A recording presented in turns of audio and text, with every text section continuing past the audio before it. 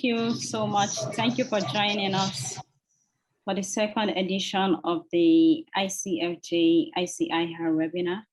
We kindly request that if you're not speaking, that we all mute our mics so that we don't have interruptions. So thank you so much once again for joining this webinar. It's the second edition. My name is Hannah Ajakai, and I am the ICFJ Knight Fellow for Nigeria. And this webinar was organized in collaboration with the International Center for Investigative Reporting, and they are the managers of the Fact Check Hub, like a fact-checking organization. So we'll be starting about now. I just want to mention something briefly about the ICFJ Knight Project in Nigeria. The ICFJ Knight Project in Nigeria works with media partners and social media influencers. You know, we are forging partnership and collaborations on how to make facts go viral. And presently we have a partnership with the ICIR, the cable newspaper, Dubawa, Africa Check. And like I mentioned earlier, we're trying to build strategies and partnership on how to combat misinformation by using digital content and also leveraging on the influence of social media influencers to help make facts go viral. So before progressing, we'll be having an opening remark by Mr. Dayo Ayeton, that is the founder and executive director of the ICIR. I don't know if he's ready to take the opening remark at the moment. Yes, thank you, Anna. There's a mix of, and I'm using my colleague's dedicated link, if you don't mind. Can you hear me? Yes, I can hear you. I think you can go on, then maybe we can upgrade you to a panelist or something, but I can hear you clearly. Okay. Thank you very much. Thank you very much, everyone, for joining us. My name is Dayo Ayeton. I work for the ICIR. We feel very excited by the quality of the panel we have, the quality of panelists that we have. This is the second in the series of webinars we're holding on misinformation. It's a collaboration between the ICFJ and the ICIR and several other fact-checking organizations. I'd like to particularly thank our panelists, starting with Dr. Ezekwesili, because I know these are very, very, very, very busy people, and we're excited that they have all joined us. And that's why we know that this is going to be a very, very wonderful discussion today. So starting with Dr. Ezekwesili, the former minister, thank you very much, ma'am, for joining us. Idayat Raji, the executive director of CDD, has also joined us as a member of the panelists. Dr. Ezekwesili is delivering a keynote address at this event. We also have the editor-in-chief of Daily Trust, Nasiru Mukailu. Thank you very much for joining us. And last but not the least is Shewoni Onigbide. I happen to know each and every one of members of the panel, and I know how quite busy they are. I'd like to say thank you very much for finding time to join us. The topic that we have today is very important. At the very first, in the series of webinars we have had, we talked about generally the damage that misinformation can do to society. We have the former the Minister of Sport, a former fellow, speaking, to the dangers that fake news, which is deliberate weaponization of information to cause harm. What all this can do, either to individual reputations, to governments, and generally to society. The problem with misinformation is that whether it is meant to cause harm or confusion or whatever the motive is, it takes the very first person to click a button for the misinformation destructive process to start. And so we started looking from last year at what can we do to stem the tide of, people fueling that process. That is that first click, the second one, the third one, and subsequently that kind of misinformation can go viral. So while holding people who deliberately post fake news to account, we also need to increasingly look at the responsibility of the ordinary man who becomes the weapon to use in the misinformation warfare. And I think it's generally accepted in many quarters that what we need to do is to educate the general public and sensitize the public to the responsibility we all have. And part of what we have done with our fact check operation, the fact check hub in the ICIR, is to provide explainer videos, to provide educational materials, to teach people how to verify information and not be tempted to make that first move by clicking, by spreading misinformation. We embarked on a name and shame process where, we find people who have deliberately posted falsehood online. We name and shame. But before we do that, we also sometimes approach them, and gladly, seriously, many of them we find out also do not know. So there is a lot of education that we need to do. I want to give the very good example of the former Minister of Aviation, Femi Fani-Kayode, who posted something about COVID-19 and the vaccine, and the fact that, COVID-19, that was misinformation that went viral. The former minister posted that COVID-19 was an agenda to depopulate Africa. But yesterday, lo and behold, what did we see? We saw the minister go to take COVID-19 vaccination. And so when he came out with the falsehood that COVID-19 was meant to depopulate Africa, if the ordinary person knew, how to verify such information and took responsibility rather than click and share the misinformation, if we bombarded him with the right, in fact, if we educated him and we provided evidence, then perhaps before yesterday when he went for the vaccination, the former minister would have been convinced and he would have retracted his post and changed his position. So I think that this is very important discussion we want to have today. I hope that at the end of the day, we would have achieved so much in sensitizing the general public to the responsibility that we have to combat misinformation. Combating crime and all kinds of malfeasance in our society is not the job of government or civil society or the media alone. The government, civil society, the media, and other stakeholders can do all they want to do. But if the general public do not partake in the process, we will never, ever be able to succeed. I welcome you all once again. And once again, I thank all our panelists and our keynote address deliverer. And I hope that we have a successful discussion. Thank you very much. Anna.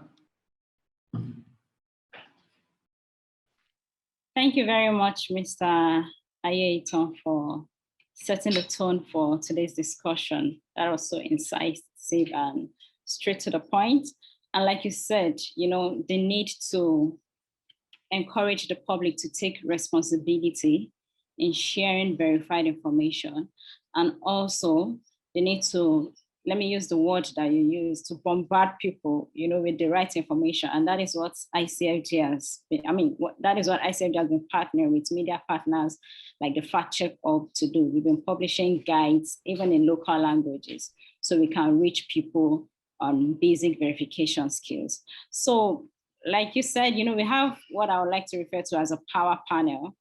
We have, Dr. Obi Ezekwesili, we have Mr. Nasiru from Daily Trust, we have Idayat Azan from CDD, and we have Ulu Sheo Onibinde, who is joining us from the US.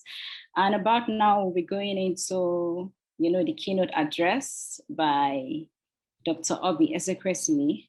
But before that, she is a known name, so she does not need much of an introduction, but I'd just like to just read a brief profile of Dr. Obi, and then we call her to deliver a keynote address. So Dr. Obi Ezekwesili is a chartered accountant, former Nigerian Minister of Education, and former Vice President for the World Bank. She was until recently the Senior Economic Advisor to Open Society and currently runs the Africa Economic Development Policy Initiative, which provides policy expertise and advisory support to African heads of government and their cabinets.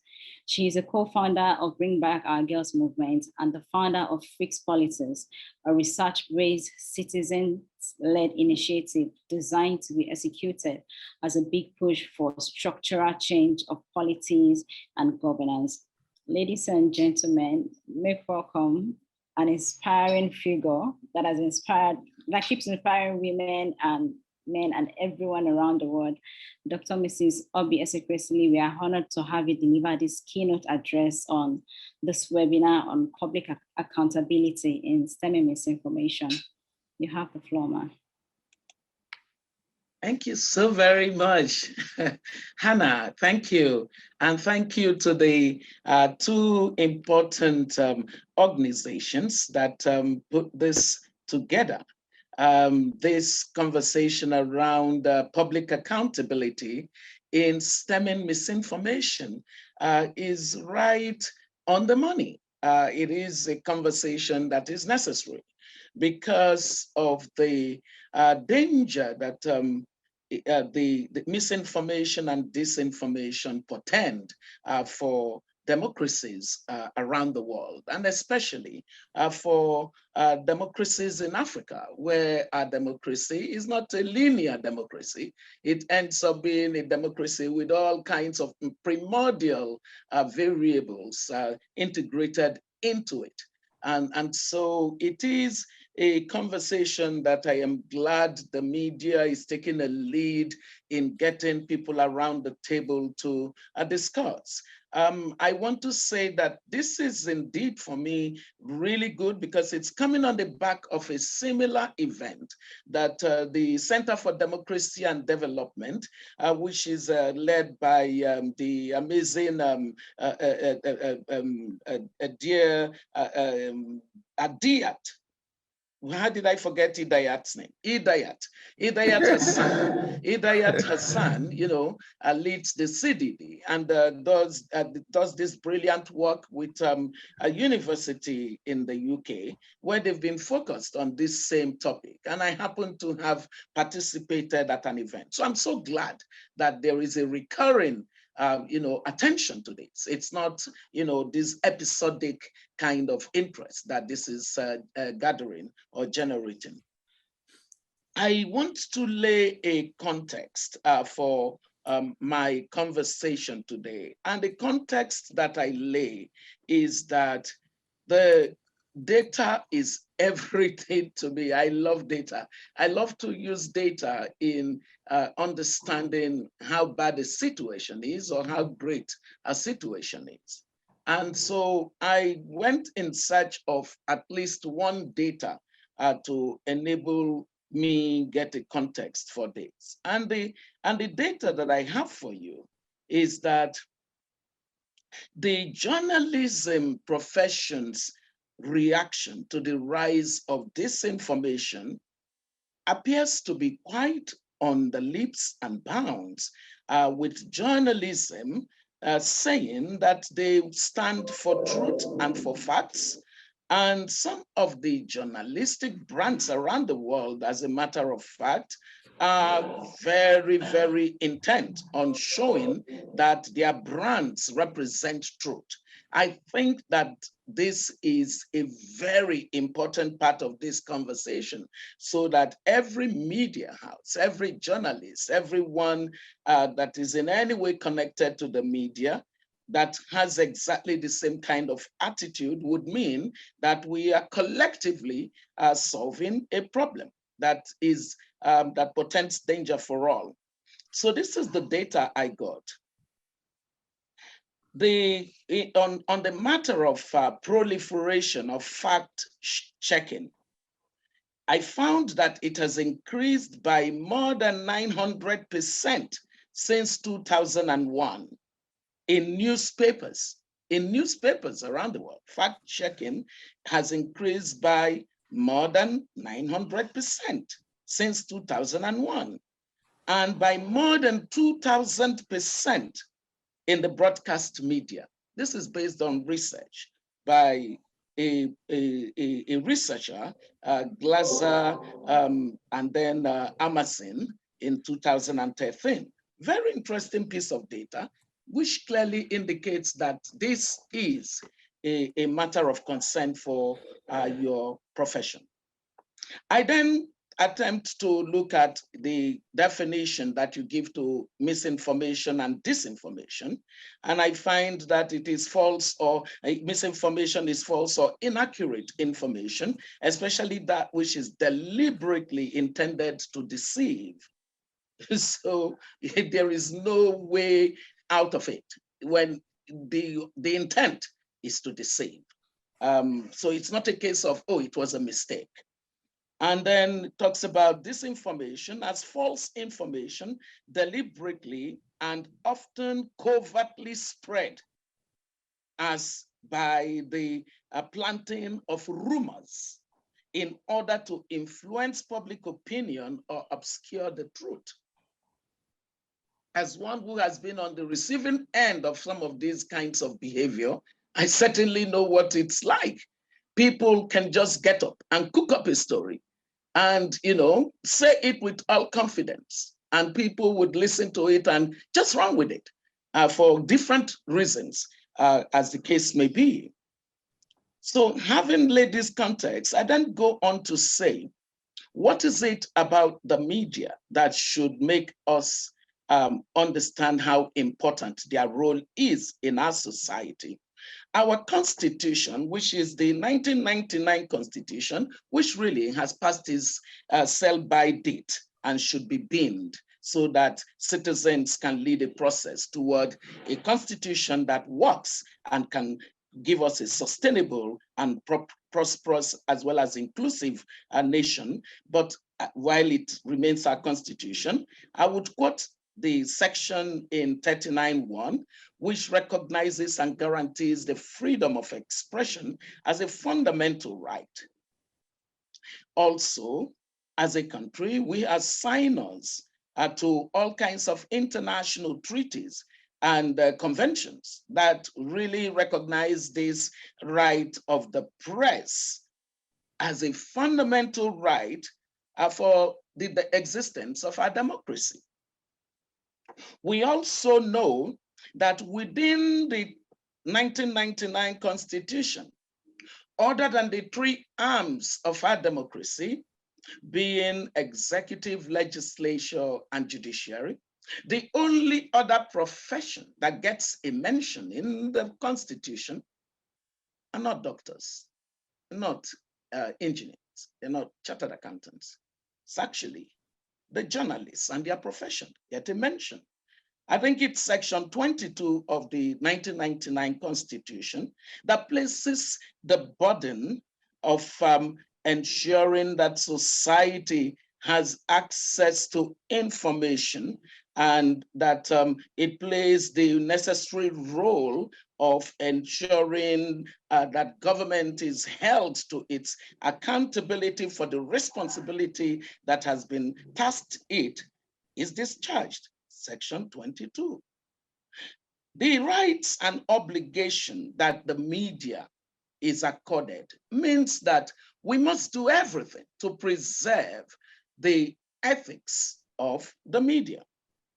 However, in a conversation around misinformation and disinformation, we're no longer simply talking about the media properly so-called, because we now know that broadcasting or publishing has gone outside of the realm of just the traditional media as we knew it.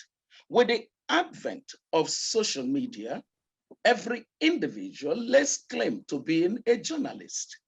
And that definition of the journalist, now having suffered a nebulous disease, means that we who know one thing or the other about the danger of this current circumstance must begin to gather together, as we are doing today, to determine pathways that can help reduce the idea that rumors, fake news, and all kinds of data privacy assaults and things like that would become the definition of news making in our society.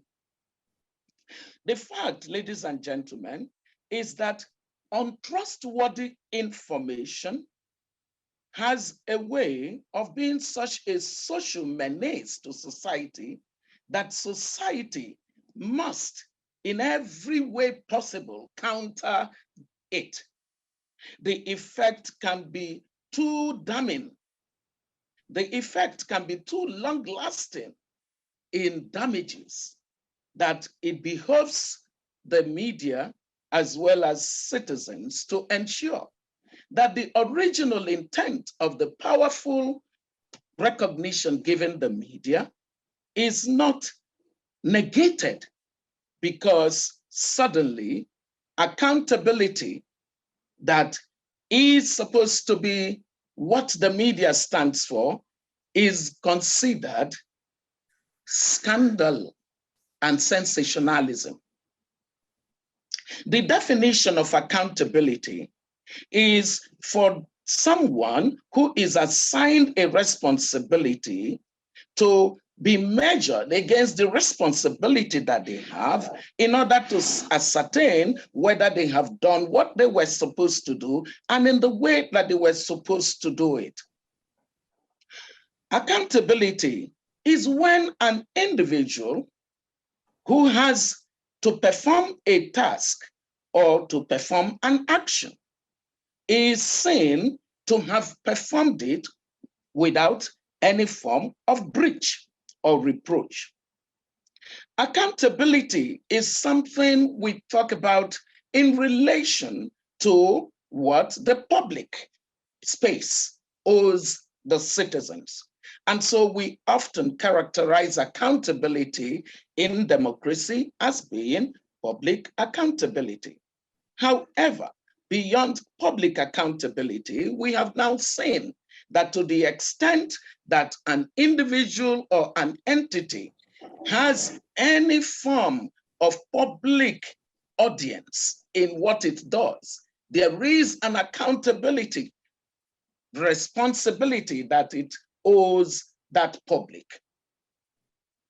Accountability is fundamental every time that people operate in a relationship, so that to the extent that anyone who owns a part of a public space, whether it be on Instagram or on Twitter or on Facebook or any other platform that public has access to, it behoves that individual to be accountable for the things that they do.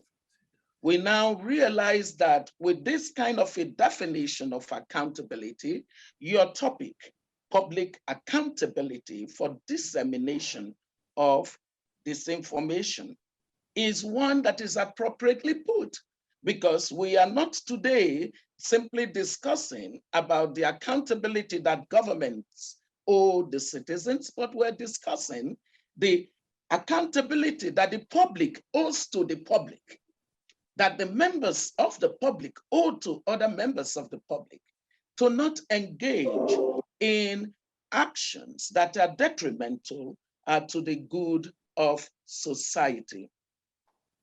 In a public sector context, researchers have identified various types of accountability. So political accountability, legal accountability, ministerial accountability, democratic accountability, bureaucratic accountability, parliamentary accountability, social accountability. It means that we broaden this and we can say, perhaps your topic may have said today is a day for us to discuss citizens' accountability in the dissemination of fake news, of disinformation, of misinformation. Ladies and gentlemen, one thing that is obvious is that various efforts at fact-checking based on the data that I gave before at the start of my speech, various initiatives exist. And I laud the ones that are holding in our country and in the rest of Africa, because it's absolutely important for us.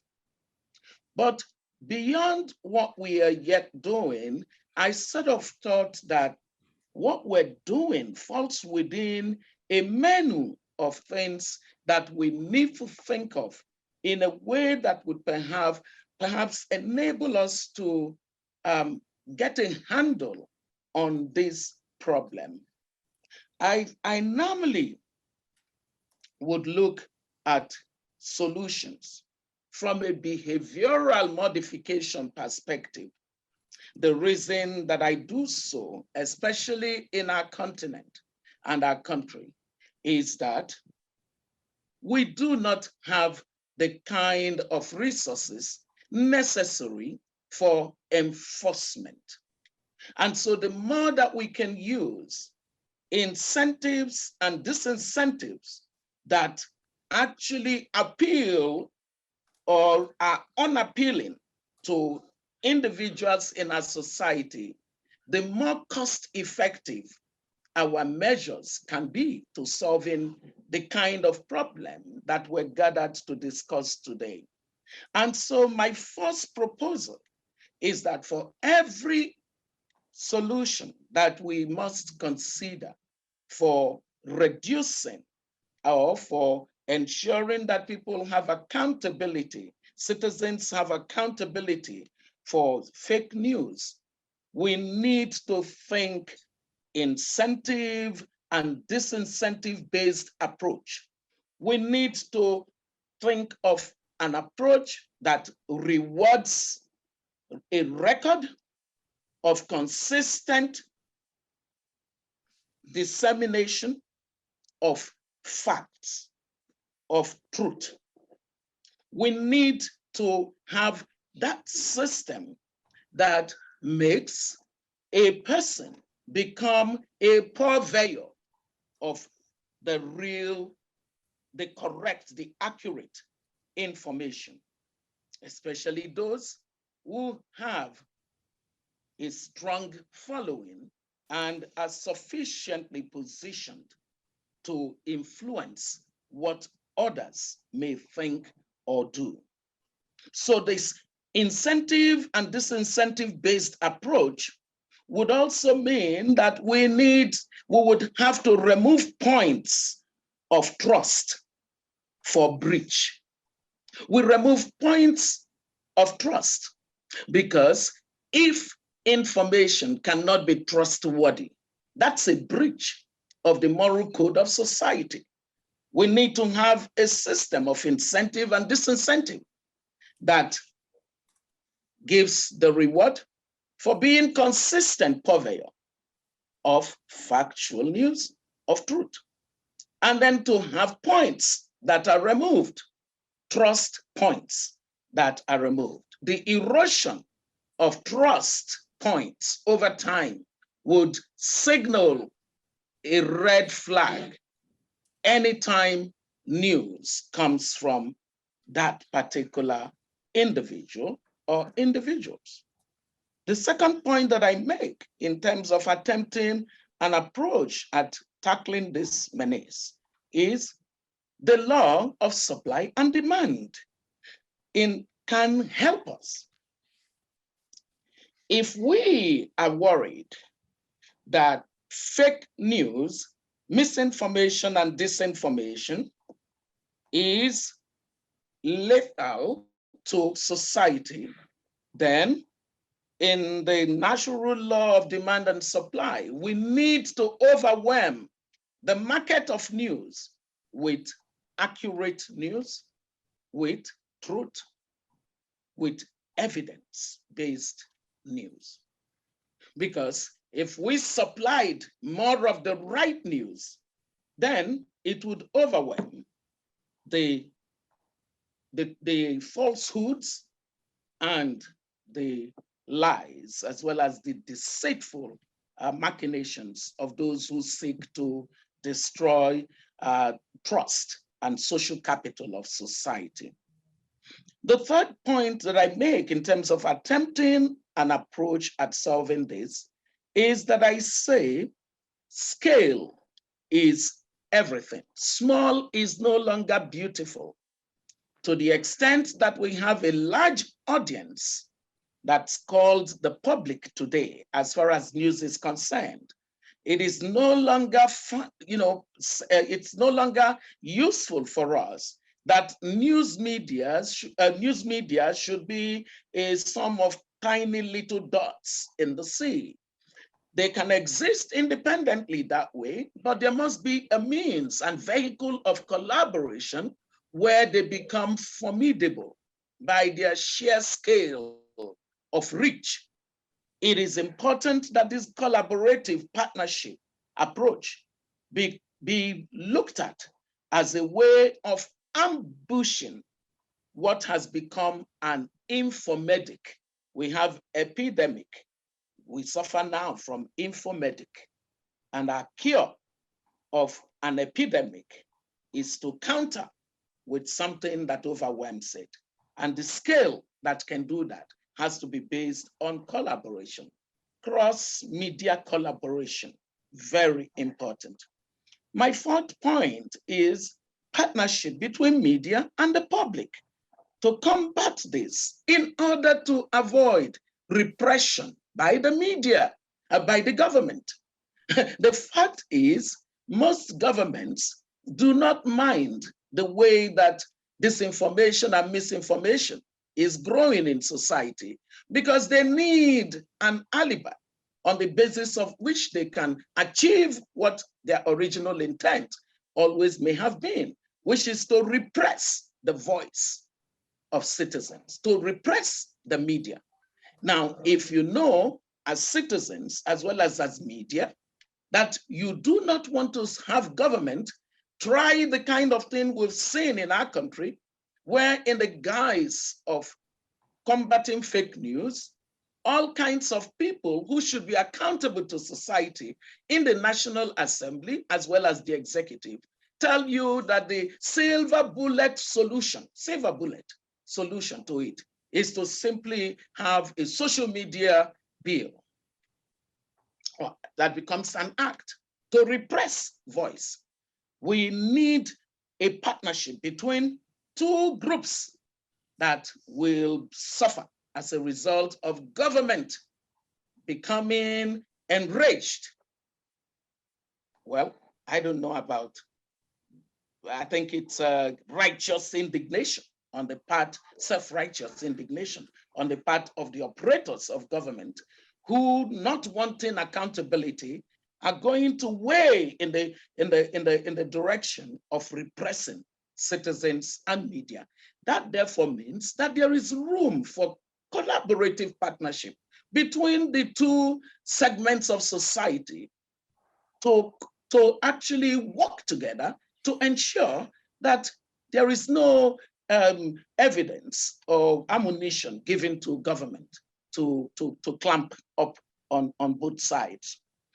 The fifth point that I said is that the idea that government should do a trade-off between the right of citizens to express themselves and the need to tackle fake news must not be allowed to happen.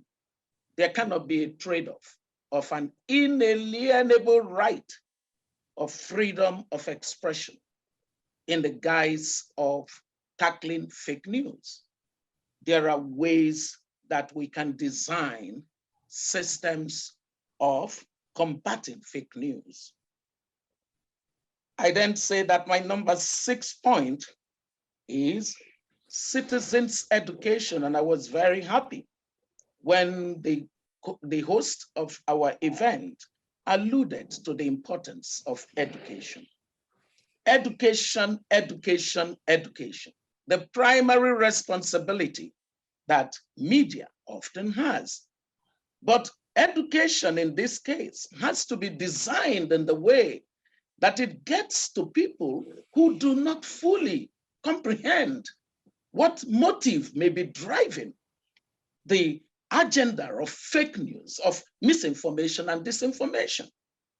Remember that some of the disinformation and misinformation can be engineered even by operators of government, simply as a way of muddling the waters in order to cut themselves out of any necessity to be accountable or to destroy the voice in society that demands accountability and good governance from them.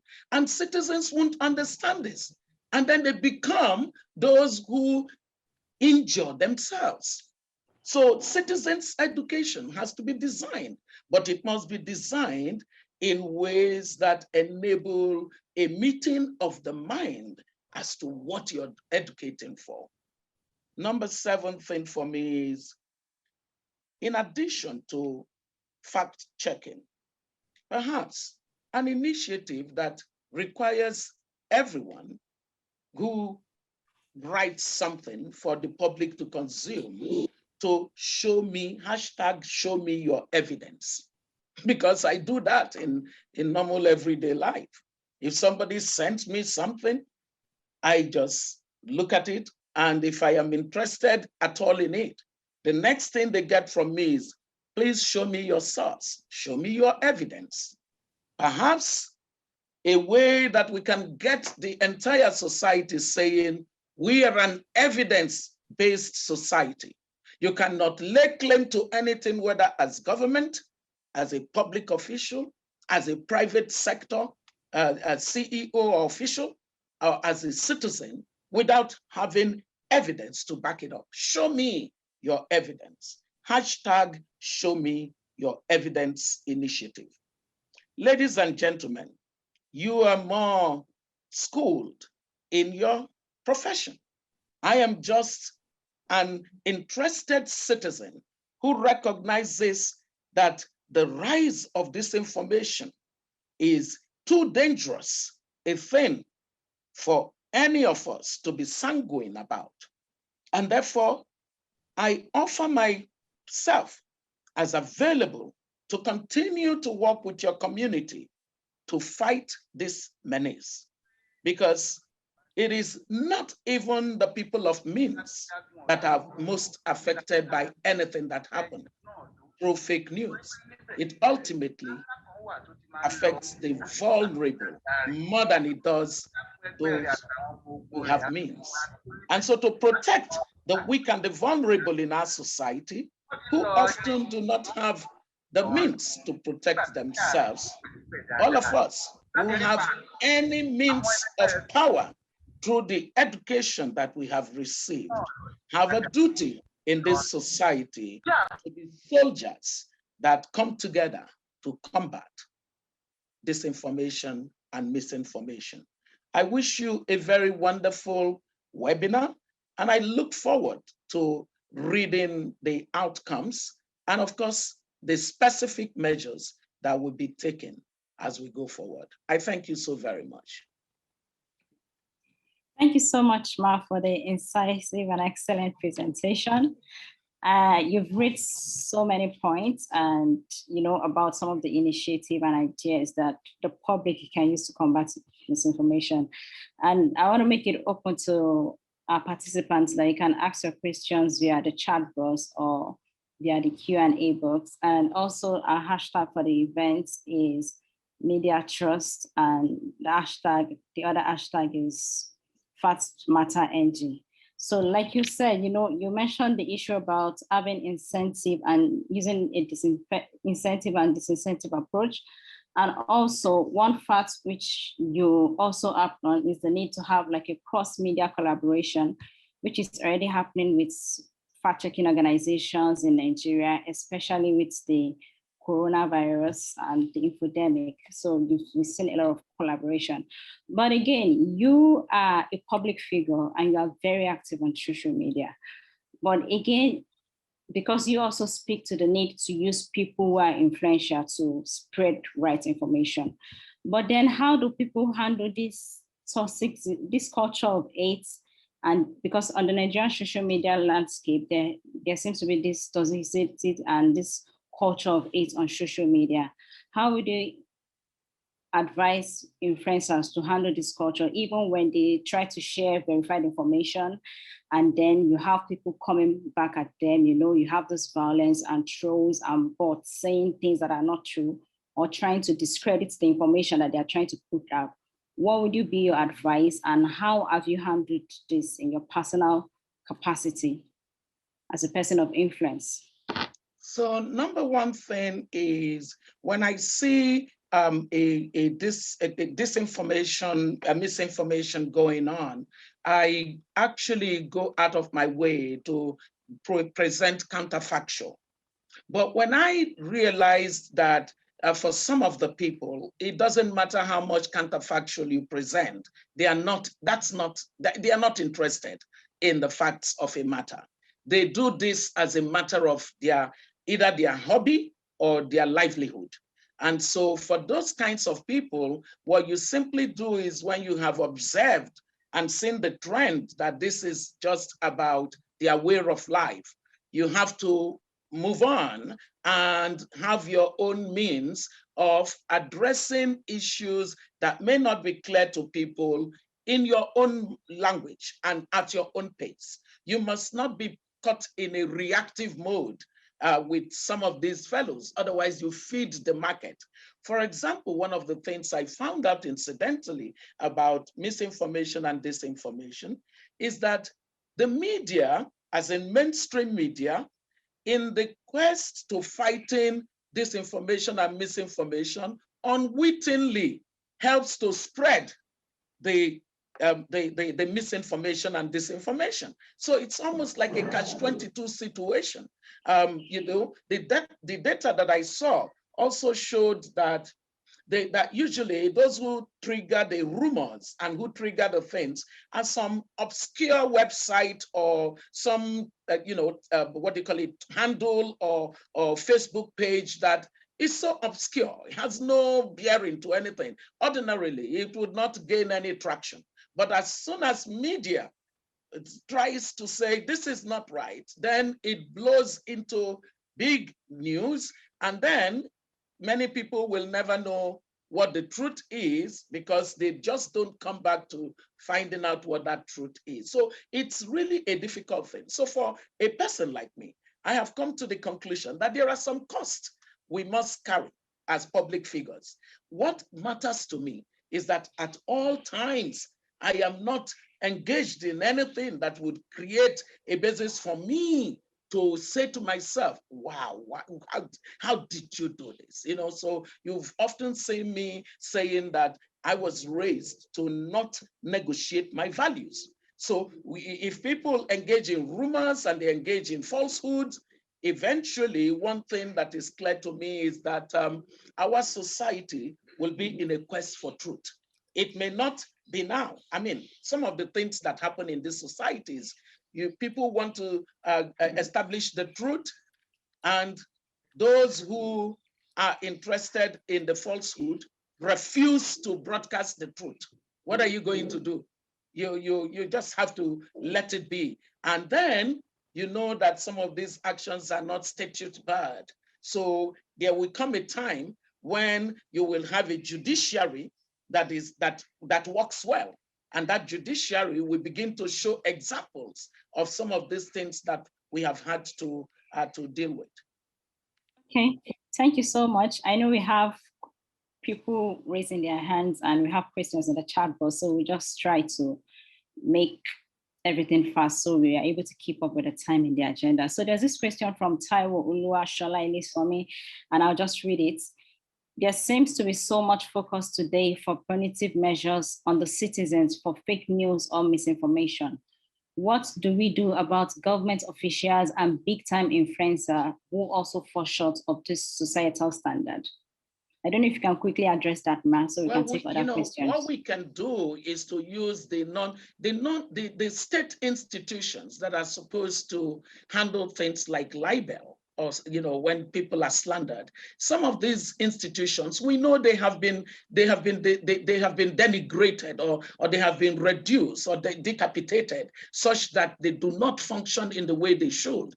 A lot of people think that, oh, it's a waste of time to go doing a libel case because the judges will not even follow the rule of law and things like that. So these institutions are not working as they should. Therefore, the individual system of rewarding and eroding trust from people who perpetuate this kind of agenda is one that we must use. In the case of government, we have seen that the best way is when you have democracy. But look at democracy today.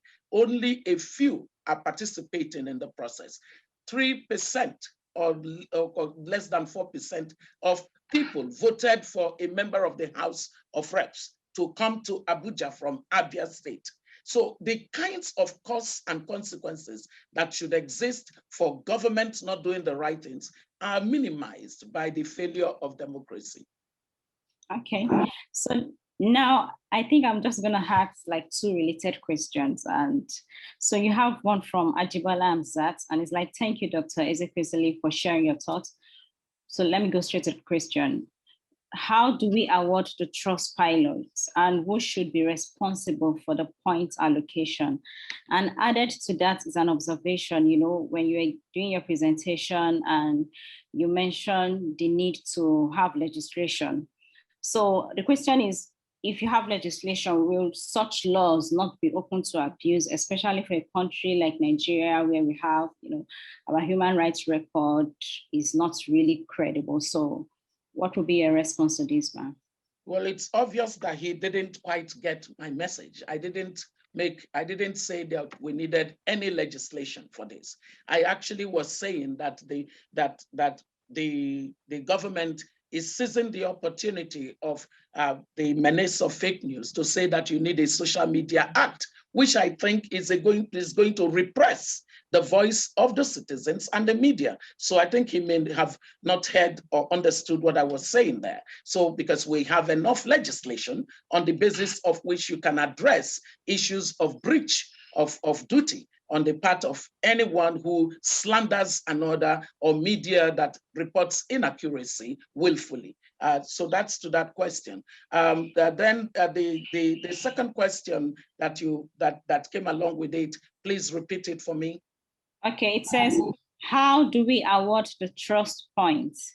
Yes. And who should be responsible for the point allocation? So I have put out this idea. It would take, as I said, a collaboration between the public and the media to design this into actually a program. In designing it as a program, you have an independent team that is made up of citizens as well as the media. And they would design exactly how these trust points will be the indicators that will be used in measuring trust. And then when trust is being eroded, how does it get eroded, and how is it counted would be part of that design. So it's an idea that would now need to be properly designed. Thank you so much, Dr. Ezekwesili, for your presentation and also for honoring our invitation. We are so grateful. Because of time, we can't take the other contributions, but we hope we can take the engagements online, and we hope we can call on you. We can always call on you to get more enlightenment. We are so grateful to have you. So right now we'll be running along and we'll be having the panelist presentation. And the first presenter is Mr. Nasiru Abubakar. He is the editor-in-chief and executive director of Daily Trust newspaper. And just a brief profile about him.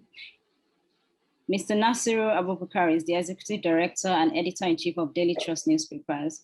He has previously worked at the BBC World Service, covering global and regional news for Africa BBC for different BBC outlets before becoming its Nigeria editor in 2016.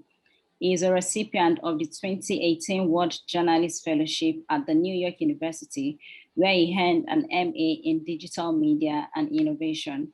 So thank you so much, Mr. Nasiru, for joining us, and we are looking forward to your presentation, and we'll be addressing the point about the role of the media in shaping online engagements. Thank you.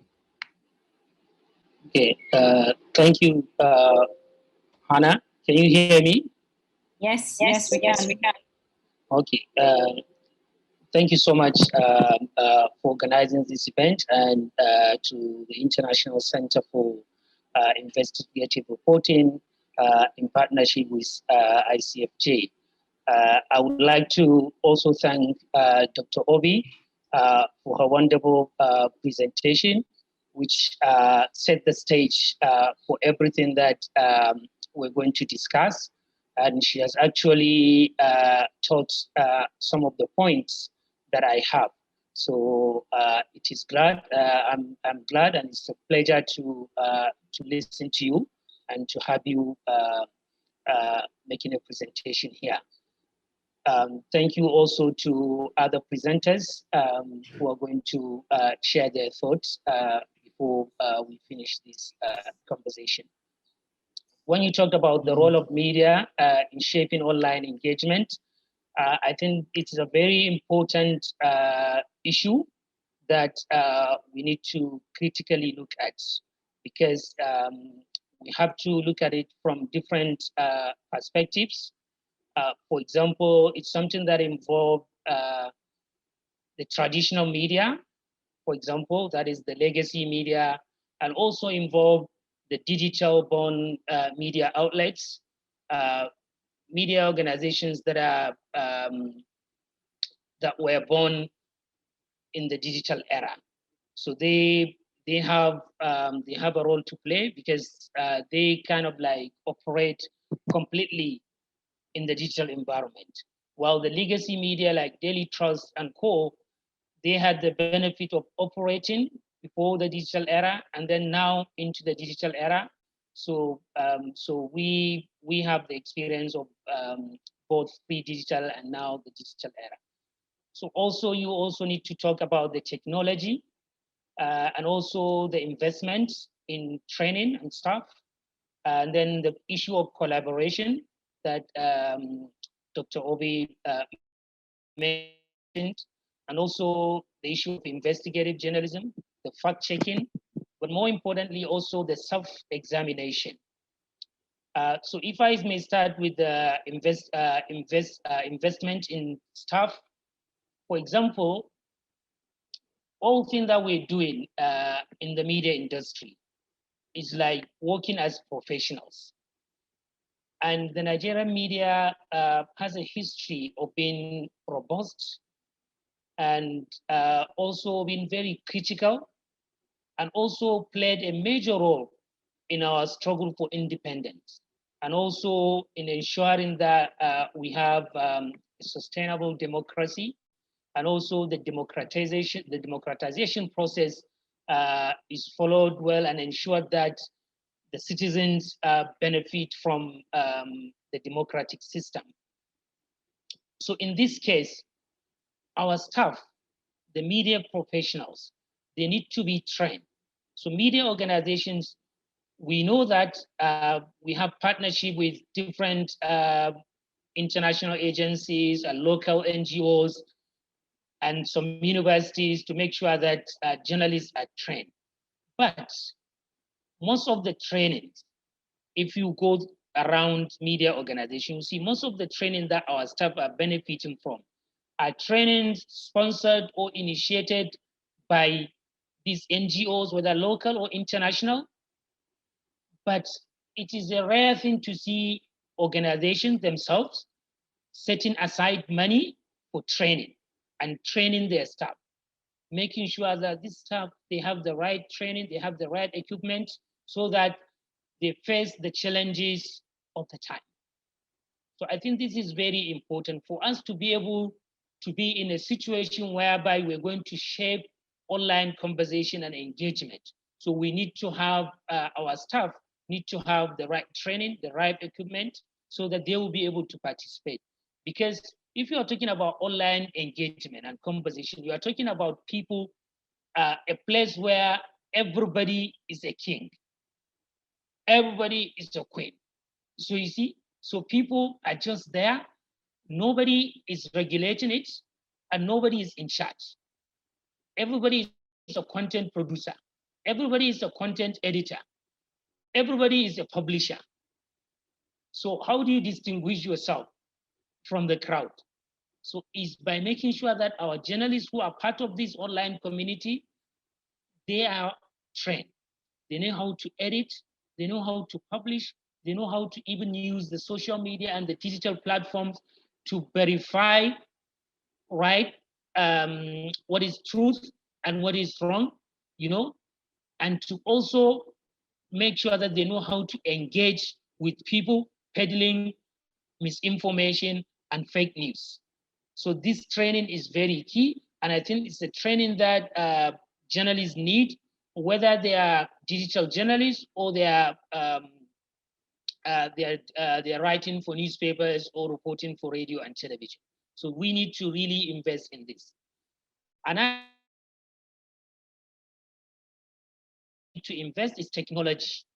So we need to make sure that our staff have the right technology. It will amaze you to see journalists working, but not having even the cheapest smartphones that one can get. You see them with one little phone that you hardly even be able to do WhatsApp with it.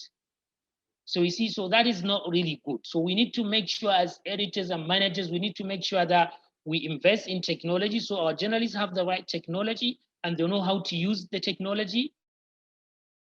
And also, some of these technologies are not really that expensive. You know, with some of these Chinese phones, you can do, journalists can do so many things. Yesterday, I was speaking at a training session where the Daily Trust Foundation organized a training for some journalists in the country on multimedia. So I was telling them, if you, whatever you learn here, when you go back trying to implement it, make sure don't allow the lack of resources or lack of technology to deter you.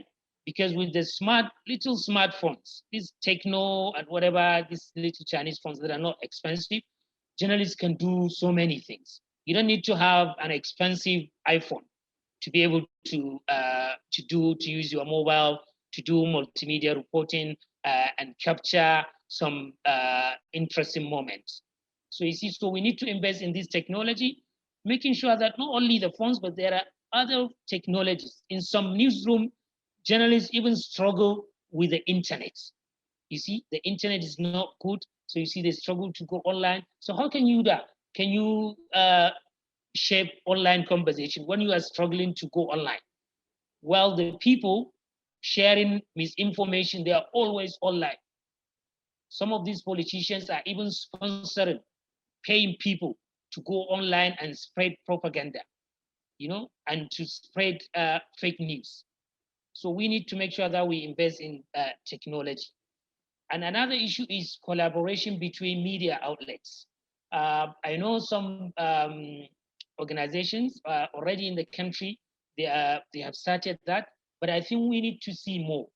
We need to move away from the era of seeing ourselves as competitors, but as partners. I'm glad organizations like the Center for International Investigative Reporting is doing really well in that. They're reaching out to media outlets to partner with them, co-publish stories, co-investigate stories. I think that is the right way to do. That's the right way to go. But we need to see more and more of that. If organizations like New York Times, as big as it is, can collaborate with ProPublica, for example, a small non-profit outlet in New York, to investigate some issues and co-publish. So what will stop us doing that in Nigeria, for example? But apart from collaboration within the news industry, we also need to collaborate more with NGOs. We have people like Idaid Hassan, who are really keen and who have interest in media development and in tackling some of these issues. So, and they have the capacity, they have the resources to help us do some of this work. So I think we need to collaborate more with them, and we would also like to see them opening more to media organizations so that we collaborate together for the benefit of the society. The next thing that I have is investigative journalism. This is something that every media outlet talks about, but in reality, not many are investing in it.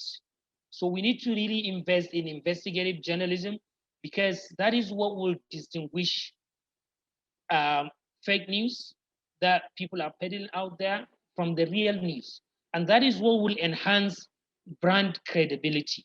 So people would know, the people out there online, they will be able to identify organizations that are doing the real journalism, and then they will continue to follow and engage them and be part in their conversation.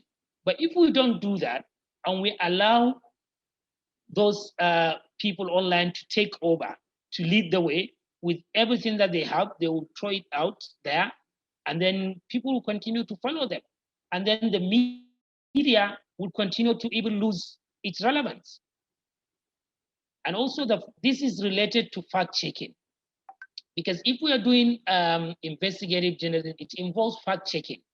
Some news organizations are doing that, but I think we need to also collaborate more on that, and we also need to do more fact-checking on a regular basis. We shouldn't be waiting until Africa Check or AP Fact Check did something on issues that are happening in Nigeria, and then we now begin to republish their work. No, it's good that we republish their work so that it reaches more people, but I think it's also more important that we initiate our own fact-checking system and pursue it vigorously. So in relation to that, I know some people are doing it. Some organizations have even a fact-checking website that they manage, but we need to do more. On our own at Daily Trust, it's the vision of our board that now we're beginning to do publish a weekly fact-checking, full-page fact-check in our print edition, but also to continue and carry that conversation online every day whenever we have the resources and something to fact-check. So I'll be glad to see organization doing this along the same line. The most important thing that I have, which I think is critical, which I believe Dr. Obi and Idaid Hassan and other speakers also will agree with me, is the media needs self-examination. We need to examine ourselves and reassess how we work and how we cover things, and also how we adhere to our ethics. Because the country is becoming more polarized, and a lot of conversation online is being led by people who are either ethnic champions or politicians that are disgruntled, or politicians that all they want and they're looking for is ways to retain their positions at different level. they don't care about the country. They don't care about its development. They don't care about fighting poverty. So these people, they would not allow the country to have peace. Because when you have peace and people have the right information, then they will be able to make an informed decision when it comes to election or choosing their people that are going to represent them at different levels. So these people, they will not allow that to happen.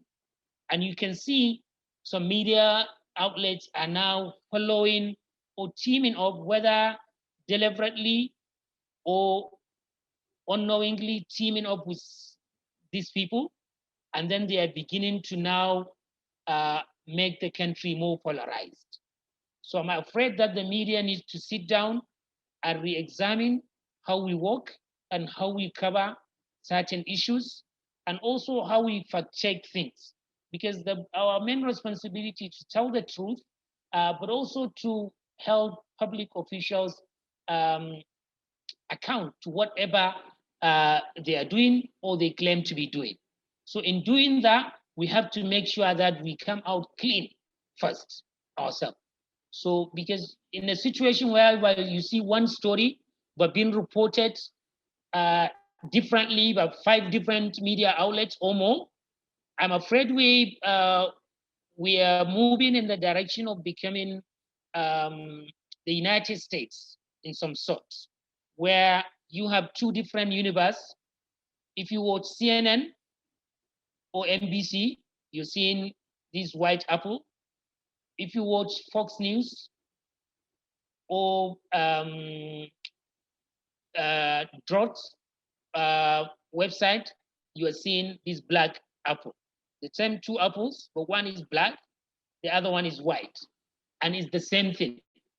So we don't want Nigerian media environment to be like that. So we want a situation where the media is responsible, the media is willing to tell difficult stories, no matter who is involved, no matter a political party, a religion, or an ethnic group that is involved. So we want, that's the kind of media that we want. And I think that is what the audience in Nigeria expects.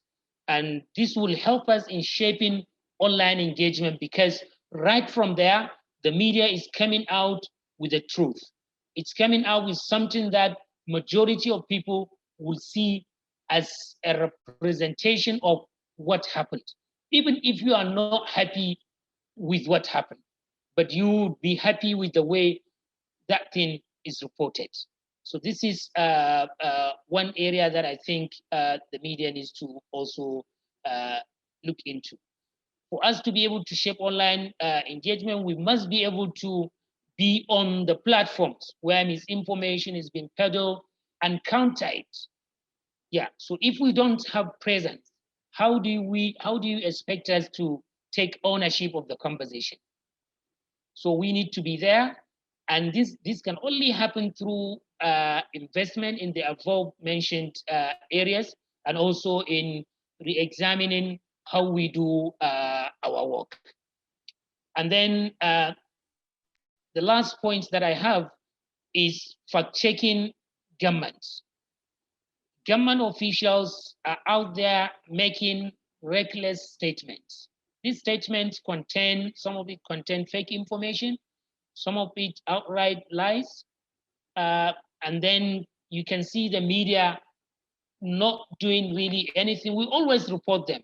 There was a press conference at the National Assembly somewhere in some state, and this is what they said. But are we going back to fact check them?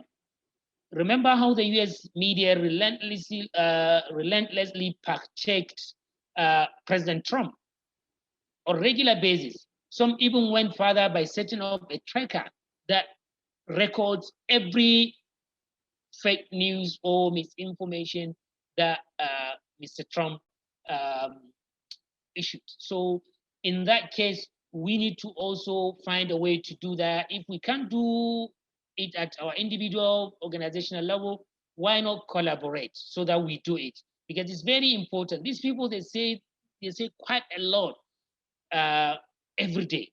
And if you go there, you see a lot of misleading information, lies, fake information everywhere. But we are not helping our readers and audience by bringing out this thing and fact-checking them.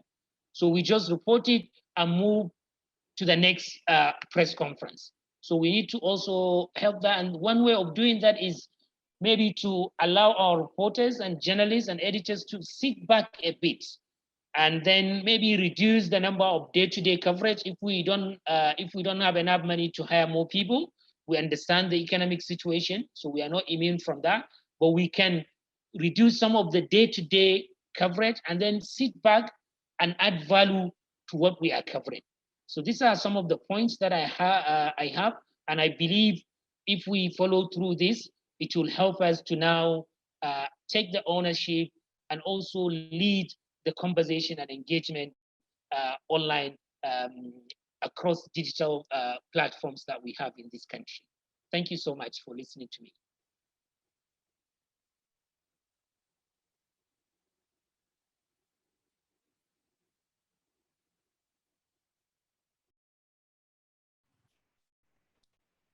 Anna?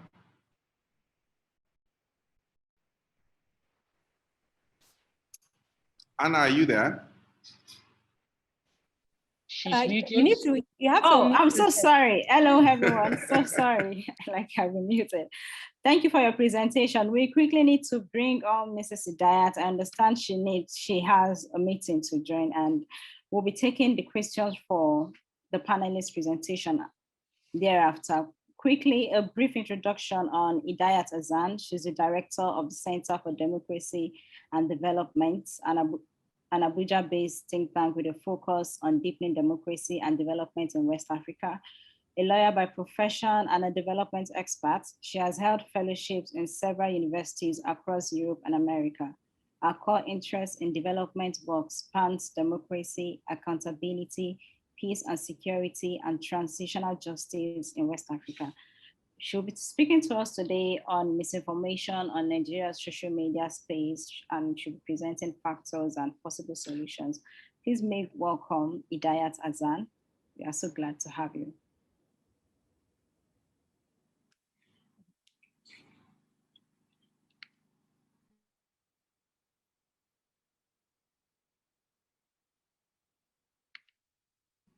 Can you hear us, ma'am? Thank you very much, Anna. Yes, please. Thank you very much, Hannah, and good afternoon, colleagues. Dr. Obi and Malam Nasir. It's a pleasure to actually be here. I think for me, in the last 5 years, I've dedicated, let's say 70% of my time towards looking at the information ecosystem in Nigeria and gradually West Africa, as we've noted that this is actually what will impact on democracy more and more. It's a tool for us. The social media is a positive tool. I'll continue to argue that because it has given us the opportunity to hold elected officials accountable. It has given us the opportunity to actually influence policy, and it has brought lots of good things. It has given voice to the previously marginalized. But at the same time as it's done this, it's also become a tool that we really have to worry about, and the need to study this so that we would actually respond in terms of evidence has been what the CDD has actually been doing since 2016, 2017. So I'll be talking more in terms of some of the work that we have done, what we have found, and what we think should be the way forward. And I start from the prism that there is nothing actually so new in terms of disinformation, which of course is a deliberate intent to mislead. The main difference between mis and disinformation is the intent. So the deliberate intent to mislead, it's always been a feature of Nigeria's life. And I quote very veteran and old journalist Shola Odunfa of the BBC when he wrote in 2007 and noted that There is only one industry I know in Nigeria which is completely immune to the vagaries of the national economy and the well-oiled machine of the government security and intelligence services. It is big, it is small, it is strong, it never sleeps, and it is unimaginably creative, but it is invisible. I'm talking of the Nigerian rumor mill. It's so powerful that it has permeated the conventional media. Many newspapers and magazines publish products of the rumor mill as authentic news. I guess in those days, it's often referred to as rumor, and nothing actually depicts our reality today more than that. And three things actually characterize disinformation and what makes it different. One, of course, is the social media and the reach of the social media itself. So when you look at internet connectivity, now you find the figure saying that over 125.7 million Nigerians are online. So that's more than 20% increase since 2017. And at the start of 2020, the country had an active social media user of 27 million. That is minus the people who actually access social media through shared phones itself. The video availability of phone itself has also made it very, very possible for people to access some of this information. Now you can get any smartphone as cheap as 15,000 naira, and you can have access to WhatsApp and other social media platform itself. And what is also important is that when you look at the numbers between the 2015 elections and the 2019 elections, you find an increase to the number of people who have access or who rely on social media of up to 22%, like a 5% increase during that period. And what is important is that this falsehood and accurate information spread faster because of the format itself. So the reach, the format, and the speed. So it's not just about newspapers. Our friends in the media should not beat themselves hollow, because currently what is very, very key is that many people will access, before people see the newspaper, you wake up in the morning, a news comes out, in 5 minutes, it can be all over the world. Just in 5 minutes, one hashtag can permeate globally. And from there go offline itself. But what is very important for us to note is that there is actually a thin line between the online and the offline. So online information often permeates the offline, and more we are seeing that it permeates into the conventional media and the well-established word of mouth rumor mill. So one of our work at the CDD, for instance, we spoke to people, we spoke to journalists, and a journalist told us that every day before I have any talk show, the first thing I do is that I go on the social media and I check what is trending. I check and pick my questions from what people are actually discussing on the social media for my guests in the studio. So perchance, if it is disinformation, it actually finds its way into even more numbers of people, because he has chosen his questions and he has brought it from the social media into the conventional media itself. And this is a very important point. When you look at the number of people with access or who rely on radio for their information, and even television is much more than even social media. So if you look at Afrobarometer 2018 study, it puts like 44% of Nigerians still rely on the radio as their key source of information, while 22% rely on social media and 23% use the TV. And only 5% we rely on newspapers papers. So you see this as a very, very important factor. And of course, there are the soldiers of mouth. Now, what is important is when we talk about most of these things, then we ask ourselves, so what? Do people even really believe in some of these things that they find? I think it's very important to note that people do believe in most of this disinformation, and for a host of reasons. One very important one is that it builds on existing narratives, which makes culture and content very important. So the most popular fake news that has thrived the most in Nigeria is the Buhari is a clone, Jibrin from Sudan. At every point in time, it comes back and it comes in different ramifications. And when you start asking people, why would they believe that Buhari is a clone? What is important is we had a former president, Yar'Adua, who they told us was ill and was fine. But we knew that he eventually died in office and everything that transpired. Two is people's lived reality. So when they are sick, they don't come back looking finer, fresher, and did not disappear for 7 months without any information. So in fact, for the poor people in northern Nigeria, it was even instrumentalized to them that the way the suffering in the country really is, a real Buhari would not actually have allowed the Talakawas to actually suffer that much. So that resonated with them. So this is actually instrumentalized. The content is also very important. And what is important in this is that local languages. So you find that most times people do not write they write local language, audio.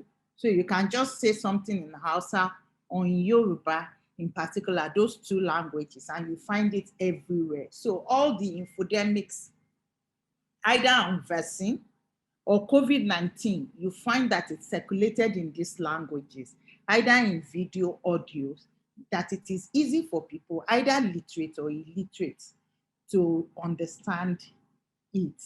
Then this content again is tailored to achieve a purpose. So the shorter it is, the better it is. If you look at the 2015 elections, they were showing us the real Buhari you do not know, the Lion of Bodilion.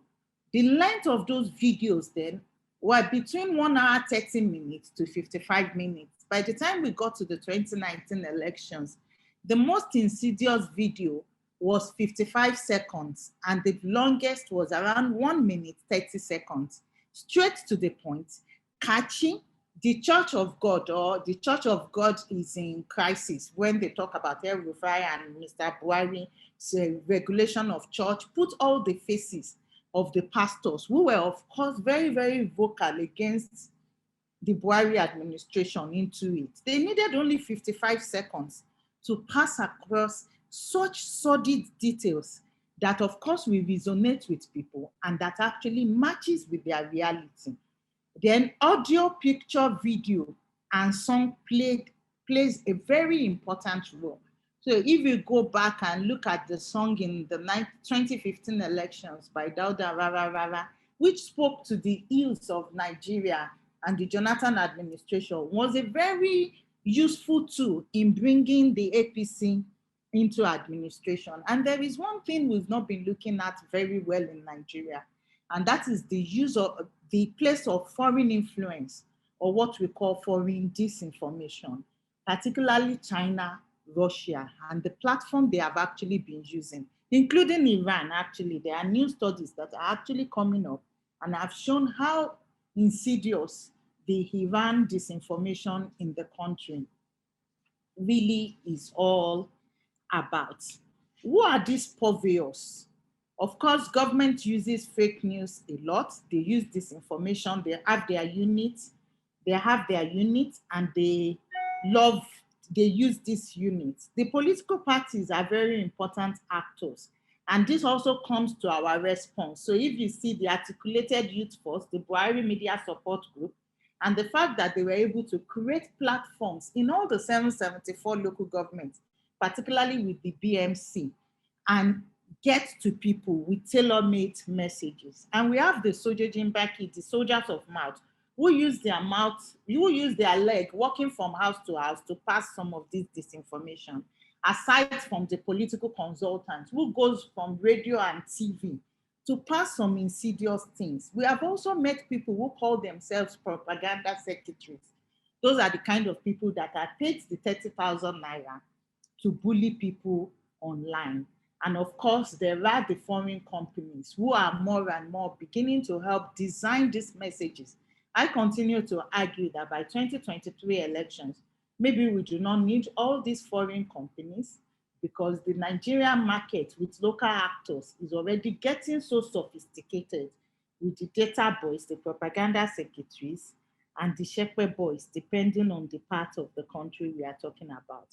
And importantly, extremist group also use disinformation. Boko Haram has successfully used it, and importantly, IPOP. One of our work, for instance, which looked at more than 20 million data sets within 40 days, revealed an automated bot, Gabriel Nwapa, who tweeted over 540 tweets in that 40 days. And a breakdown showed that he was tweeting 30,000 per day. That showed, of course, that it cannot be a human, but a bot that is actually doing this and tweeting from out of the country. In fact, the automation in the disinformation spaces in Nigeria is so big, such that a further examination showed 19.5% rate of automation out of this over 20 million tweets that we actually examined. And that is higher than the level of automation in the United States, which oscillates around 10%. So Nigeria with 19.5% is quite a lot. And the platforms often used are Twitter, Nairaland, WhatsApp, Facebook, and gradually Opera News has been a peddler of disinformation. What is really at stake here? I think a lot of things are actually at stake. Importantly is national cohesion, which we already see currently. We see that it's a security issue. The volume is very, very unprecedented, and it has torn apart the country. So this morning we have woken up to a trend about Biafra soldiers.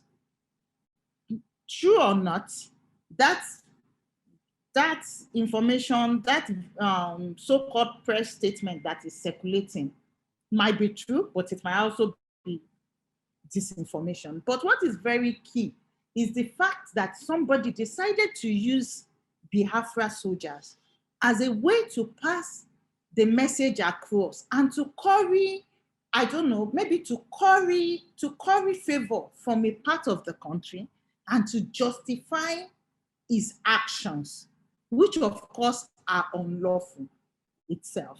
The Fulani, the ethnicization of everything around Fulani itself, even if the person bears it, I think my name can be either from anywhere or any form of name can be said to be Fulani itself. So the national cohesion, then democracy itself is really, really at stake, especially when we start voting and we are voting in such a way that we don't even know who we are voting for. But this disinformation and other unholy influencing strategies have been deployed to make people vote in a certain way.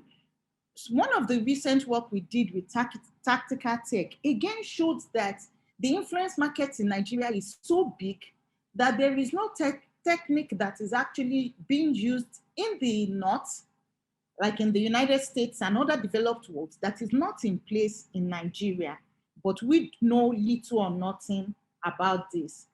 Then security and the data of citizens, how porous this really is. And what do they sought to do here? Often more than not, they tend to delegitimize people. So you see, until B is a recipient, even myself, often than not, I'm bullied on and offline.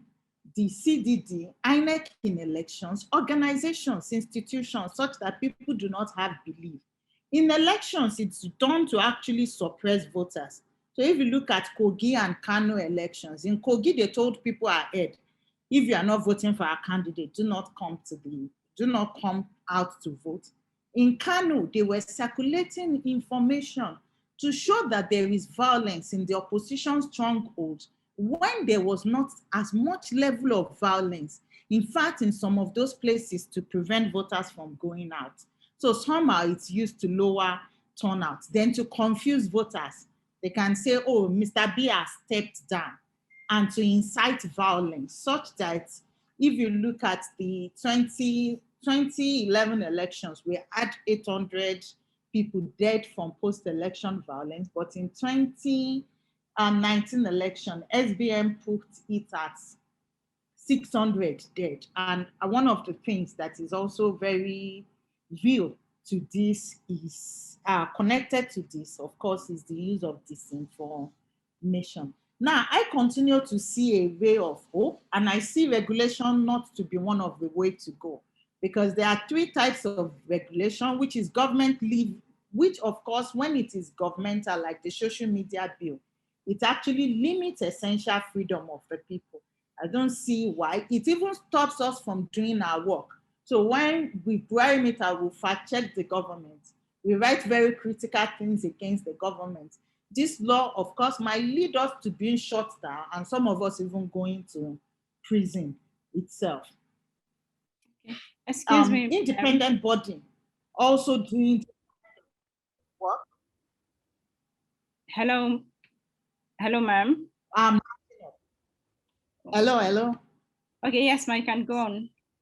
Yes, independent bodies such as NCC, we have also seen how they are, and self-regulation by organizations like Twitter, by this platform has not really worked, because our government has not focused on self-regulation or even having the kind of discussion they should have with the social media platform with them. It's been more of photo ops or talking to them to establish offices, to build businesses, not to address the issue of disinformation, which is a challenge. And regulations such as the GDPR or the new EU data protection law that is actually giving more rights to citizens, or even allowing for openness and cheap data, are not the way we are looking at in Nigeria. So I think more engagement with the data companies, with these companies,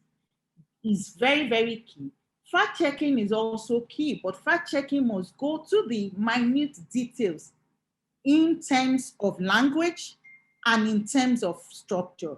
What we've noted is that at every point in time, when we do fact-check from Abuja, and we want it to trickle to the local one, it doesn't get there, it doesn't resonate, because it is an informal structure.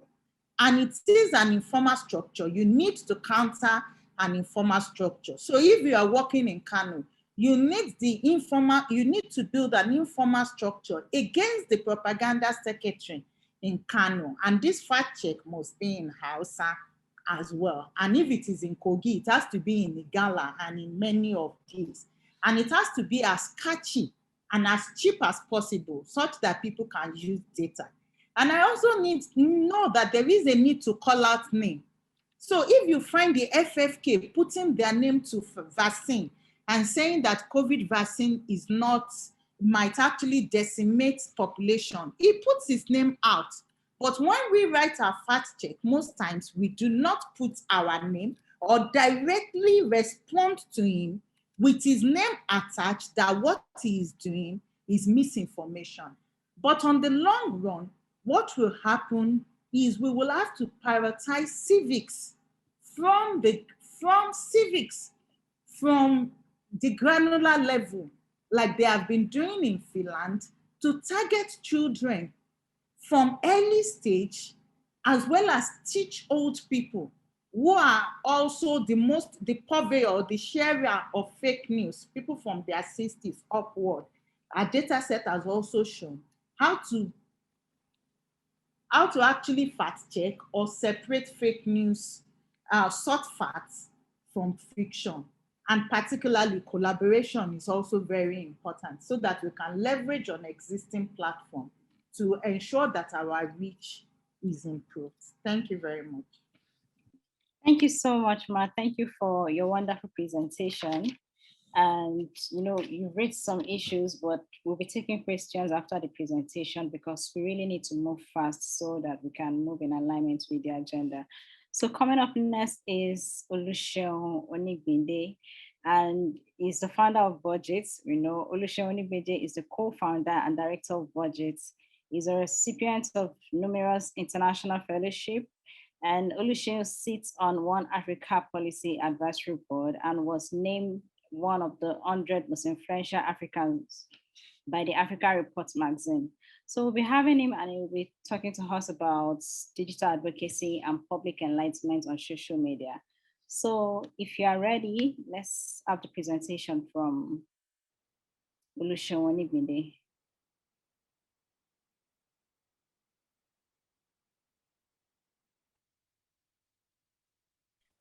All right.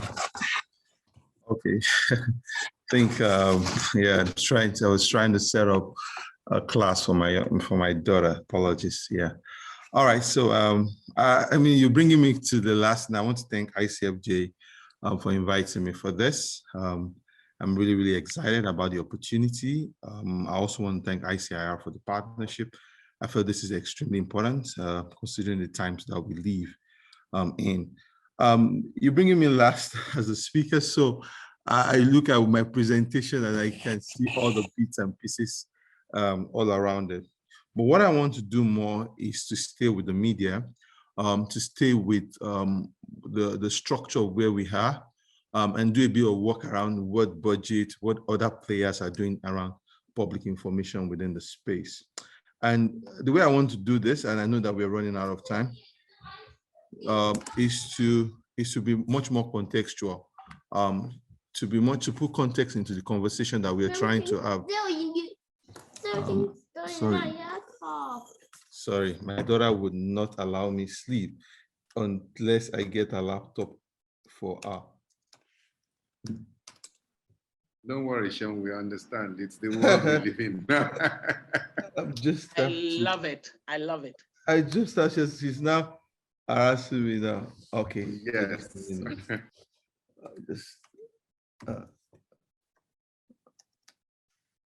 Okay. Good. Looks like it's going to come on. Okay. Just a minute.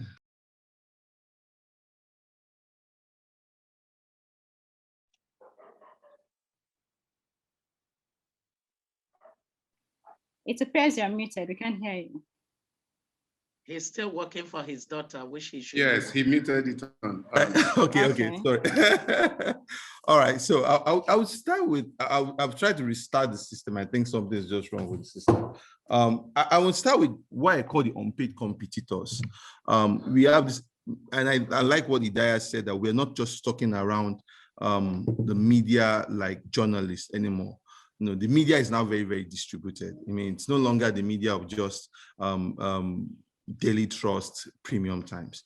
Everybody is now like carrying a medium with themselves. And so when you have a mobile phone and whatever it is, then you become even the elements in the media. And that even gets much more powerful than even when you're waiting for whatever newspaper is going to break or whatever journalist is going to come out of the place. A single incident is happening, someone is carrying the media. And there's this bullion van picture, in Senator Bola Tinubu's house. And I guess that was not the media breaking that news in some sort of way. I mean, that was just maybe a passerby. So definitely you have situations where everybody that carries a mobile phone is the media. The second thing I see also is the explosion of data. So because of media, everybody wants to play with data, plays with numbers. And so we now have more organizations playing around with data and with numbers and things like that. There's an explosion of media coming around. The third thing in my view is also mobile has made scale much more greater. So even if we are building now for digital advocates, as people who are trying to change issues around misinformation, we are in an era of mobile. So everybody carries this phone, everybody carries a mobile, and that's transformed the space in a significant way. fourth, in my view, is that we are in a space where the internet never forgets. So you would see that our stories are gradually getting much more indexed in line, and people's behaviors, people's the way people we see people, the way we perceive people is gradually becoming much more clearer online. And so everything, even in news of 1939, you find that also online, also in the media. The other thing in my head is also the most important part is speed. There's some form of race to anyhowness on the media space. I mean, everybody just wants to be the first person to break a story. Everybody wants to be the first person to push a story forward. And it's become like part of it become like a norm. So I call it the race to anyhowness in some sort of way. So nobody's waiting till the morning for a breaking story. Everybody wants to break story as it goes on the way. And that's lead us to where we have a discussion board of the extremes. You know, somebody was saying something on the other side, another people are saying something on the other side, and they can't even most times even find a middle ground. And if you're on social media, you find out that a lot of time to study. A lot of time you find out that you are just being in the middle. Something happened recently to budget. We tweeted something, and without us mentioning the name of the president, without not even talking about the president in any way, the APC faction or the APC faction of social media took it up on themselves and said it was fake news, we're misinforming people. And you can't even put things out there without things being colored or being polarized around political affiliations. And that's part of the geek problems that we begin to face. One thing that has also happened with the way we have constructed, which is the explosion of fake news. And I see fake news as, and like Idai had said, it's an extension of this old salacious, sensational news that's always been there. You know, the era of people carrying up different information, and they just want to be true. They just want to be true to their, you know, they just stay with those information. Oh, this is it, and this is it. And even if you're trying to bring out the other alternative fact, they just don't want to listen to you, which comes around the issue of did you bring Buhari? I mean, I've heard that significantly. People are even well educated to say it's not the Buhari that we know. There's a new person in out there, because we don't believe the Buhari that we know will behave or look at this way. And people are looking for the minute elements to say this is not true, this is not Buhari in some sort of way. So that explosion of fake news is also something that we also must pay attention to. The final thing is, I want us to always look when we think about fake news, is to interrogate much more what I call the spirit of the medium. You know, and the spirit of the medium is extremely important, and how we push forward. For example, the way people react to stories on Facebook is different from the way they react to stories on Twitter. It's different from the way they react to stories on WhatsApp. You know, in WhatsApp, you find out that there are small concentration of groups. You know,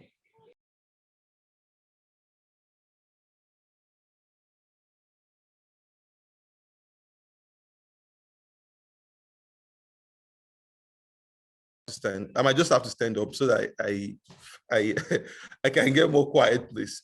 So there's small concentration of their groups in a way that you find out that what all the work that they do specifically is just about how do you delegitimize voices. So let's start with Twitter. Now, Twitter has this appellation of violence. You know, people want something that is quick, something that is fast. They want something that is not really that deep. So you see that when any single situation happens now, you see a crowd of people. So it seems like everybody in social media, maybe on Twitter, has his own crowd or has his own, let me call it an enemy, an enemy camp. You know, for example, if Mrs. Obi says something now, they are the usual suspect. I mean, you don't even need to look forward to take a view of all those accounts. You could say, okay, if Mrs. Obi says something now, you know, okay, Jeff Phillips will be there. Maybe one Bang Bero will be there. Maybe you know these accounts. They're all clearly there, and those are the people that will go on and on and on to constantly maybe abuse a person, or even say wrong things about a person, or even come and start talking about even our own children. And there are even no boundaries in how those people can go. They can go as far as your work, they can go as far as your family, because there are no lines for them. And they would say, oh, it's fake news, it's not true, it's not right. But they are also not willing to come to terms with the actual facts that actually should matter in those spaces. And that brings me to other point to say, the spirit of the medium is something we have to understand. And that's why we also have to know when do we engage and when do we don't disengage. Something happened recently with the feminist coalition recently, where people are just, because the idea of young women leading advocacy and being successful about it within the Nigerian environment sounded very, very strange for people who are patriarchal. So they found every single way to delegitimize them and to bring up any form of information. On the account of them, we are also trying to hold them accountable. And you would see that there's a crowd, that is a usual crowd, which are, maybe some of them are misogynistic, but some of them have political interest, some of them are partisan. The crowd, they come up together in some form of dangerous brew, and they were trying to even poison the brand itself. So understanding that brand, to understand this is a crowd who's just bathing for performance, who's being for just a dance. So one also has to understand the spirit of the medium, so one knows how exactly do you react to that kind of environment. And the best way to do that is to deny them that oxygen, to deny them that this is not worth discussing, this is not worth engaging.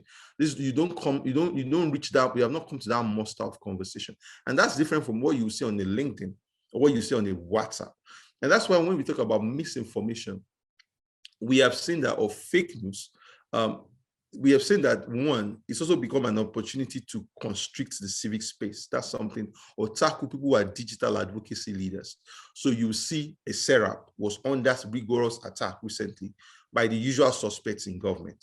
You will see budget on a constant basis being on an attack by the usual suspects in government, even when it was unnecessary for them to provoke an organization like budget.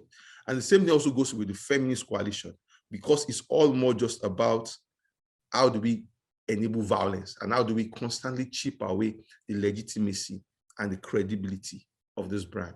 And so that's something that it comes well to me about how we build on this, how we understand the spirit of the medium that we play as digital advocacy leaders. And where you can see places like Facebook, where you can do long, enlightening and long conversation, that is much more that you can do with a lot more context. The final thing in my head is also that, how do we now tackle this form of this system where we have a low level of attack on digital advocacy leaders? One is that we also have to find the media companies bear a whole lot of responsibility on this. And like Mrs. Ezekwesili said, around the government trying to use the back door to say we have a social media bill. The media agencies have a lot of responsibility to shut down trolls. We have seen even in recent time where footballers are making decisions to shut down their social media accounts just because people say nasty, racist, immoral, ugly stuff at people who are public figures, and it has an implication of affecting their own mental health. So in a way, it's also important that we have to do more advocacy to these tech giants, the Facebook, the Google, the Twitter of this world, about how do you enable a strong policy, that rightly tackles this misinformation or this delegitimization of critical voices at the large scale. How do you base it? Because putting that opportunity in the hands of the government is to get a blank label to actually constrict the civic space. And I feel that the digital advocacy leaders are trying. So if you can break them down from those who inform, so you have people like Budget who are trying to inform and educate and enough is enough Nigeria. We have those who also push the news and do investigative deep stuff. So ICIR, the cable, we have FIJ now, we have Premium Times, we have Daily Trust. And those who also do fact checking, CDD, Africa Check, the ICFJ fact check up. And all of that comes in play in how we think clearly that we are doing this. But the problem is that the medium that we play with, when you get lies running for like 10 miles, for you to get the truth, to hold it back and to be able to disabuse minds and put them in the right framework, it takes a bit of time. And that's why we need to put more pressure on the media organizations to ensure that those who push this incorrect information or misinform the people are not given a second chance. So the same thing of how the rules that apply to Donald Trump, there has to be a way that we also apply the rules to everybody in general. I wish I could have more time, but I know we are running out of time. But it's been a pleasure listening to you all, and I'm willing to take your questions. Thank you. Apologies for all the old. Thank you so much for the presentation, and say thank you to Hannah too for her presentation. So while we wait to take questions on Sean's presentation, I would like to take like a few questions that we have while Nasir was doing his own presentation. So Mr. Abubakar, yes, this question from some participants, and it says, okay, are editors really interested in doing, okay, let me just read it from the beginning. It says, there seems to be so much focus today for punitive measures on the citizens for fake news or misinformation. What do we do about government officials and big time influencers who also fall short of this societal standard? And so there's a follow-up on that regarding your presentation too. And it says, are editors really interested in doing that when the media owners are politicians who may have their agenda setting up this platform? So this speaks to the issue of ownership interests for media organizations. So Mr. Nasir, if you can attend to that question quickly so we can take other follow-up questions. Okay, thank you, Hannah. I think the issue of ownership and involvement in politics or having political interest, I think is a serious one, and it's very valid. You see, so this is and it's challenging for some of the editors who are working in organizations like that, and I think this is where the issue of strengthening collaboration and also strengthening our ethics, professional ethics come in. For example, our professional institutions like Guild of Editors and others. So this is where they need to come in, to stand by the journalist, to stand by the ethics, to make sure that editors are allowed to practice their profession. Yeah, but in other organizations where you don't have such problems, I think it's easier for the editors to implement whatever they believe is good for the profession and is good for the public. So I think this is the thing. It's very problematic because we have a lot of owners who have political interests. Some of them are full politicians.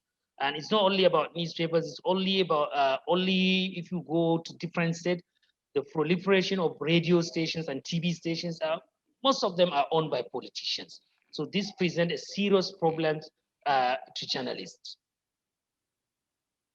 Okay. Yes, and there's also this one about considering the fragile economic condition of the media in Nigeria. How do you think newsrooms can catch up? How do you think newsrooms can match every fake news shared online with facts without going bankrupt? And that is from Ajibala Amzat. Yeah, that's why I said I understand the fact that we're facing economic challenges and we may not be able to hire more staff, but I think this is where the collaboration comes in. So if we are able to collaborate with other newsrooms, we'll be able to tackle some of this, like the collaboration that was done ahead of the 2019 election with Crosscheck.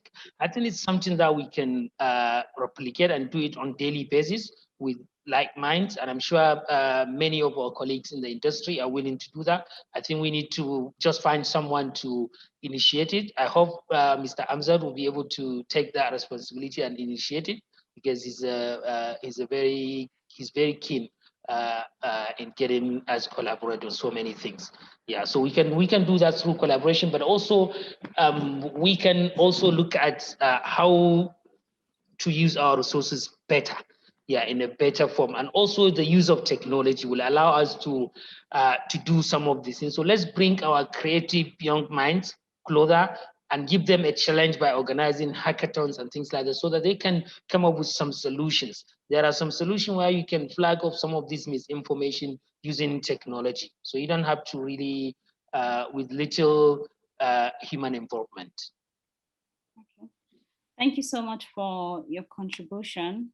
And now we have to go to Oluseun Onigbinde you've said a lot about, attack on digital advocacy and also talking about the platforms. And the question we have here is, it reads, what roles can the tech giants play, especially in partnership with the media, to check misinformation? Thanks so much for that. I believe that more of the work has to be algorithm powered, has to be an hybrid. We have to have an algorithm powered kind of framework, and also have to have people on the ground to do a bit of spotlighting. What I mean spotlighting is that their accounts, that this is their modus operandi, this is all they do, and people are able to directly flag them that this kind of language, this kind of conversation is not appreciated in the spaces that we operate. So in a way, there has to be a way to also flag people who peddle fake news, or people who deliberately find a way of muddying the waters and delegitimizing organizations that protect our democracies. So I feel that there has to be much more work that combines both. It could just be more like a textual search to be checked that which kind of words do we see pop up around here, that we understand that whenever this word is there, then this person has to be flagged, and we have to do much more checking. I think that's something else. So it has to be a robust, and they also have to have people on the ground that are able to do profiling medium. So when a fake news comes up, they're able to do much more rigorous investigation. Where exactly is this emanating from? I think 2 or 3 days ago, there was a big debate on what exactly is the actual age of the APC leader, and that went on and on and on and on. And somebody was even taking his wife, as his daughter. I mean, so something like that, we must be able to give people like maybe strikes and say, this is not right, and be able to give people on the boot on the ground who can do a lot of work around the metadata and investigate the source of that. So gradually people are able to understand that when you put information out there, you bear some level of responsibility, that your medium actually can be shut down, that access can be taken away from you. And I guess that's what we have to do. And I think maybe most of the tech companies, because they want to run a lean structure, they have not thought about expanding their public policy, expanding their information management systems, and public information management systems. But that's something that's part of the responsibility they have to bear, for their multi-billion valuations and revenue. I think they need to do much more of that. Yeah. Thank you so much for the contribution. And for our participants, remember, you can take the conversation to Twitter. You can tweet at the Fact Check or at the ICIR, and the hashtag to use is FactMatterNG and Media Trust. So bringing this to a close because of our time, and I'll be calling Victoria Bamas, that is the team lead at the Fact Check Up, to give us the closing remarks.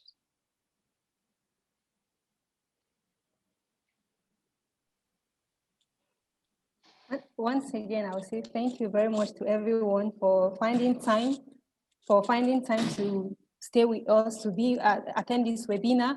And also a big thank you to all our panelists who actually took out time from their very extremely busy schedule to actually come and enlighten the public.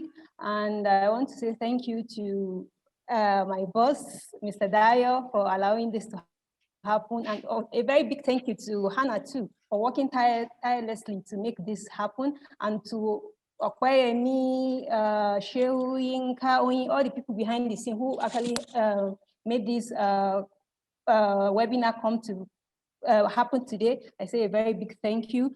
And as we continue our day, I would like to remind the public that aside one way you can actually help or also be accountable is by flagging and drawing our attentions. By our, I mean fact checkers, like the fact check of our attention to some information that you see that are suspicious. A lot of fact checking organizations do have places whereby you can contact them and draw their attention to it so that they can actually fact check to verify, either to debunk or authenticate such information. So you can actually do that as part of your public responsibility and accountability. I say thank you and have a nice day. Hannah, thank you very much. Yeah, thank you so much, everyone. We are grateful to our panelists for taking your time. We are also grateful to the attendees for taking your time, and we promise to, we'll be coming up with more webinars in the future, and we hope we can get your attention, and we'll keep in touch through emails. And like I said, please, let's take the conversation forward, because there's a lot to be done. The public needs to be responsible in stemming misinformation. Thank you once again. We'll be bringing this meeting to a close, and we'll be in touch. Watch out for our emails and other information. Thank you, and have a nice day, everyone.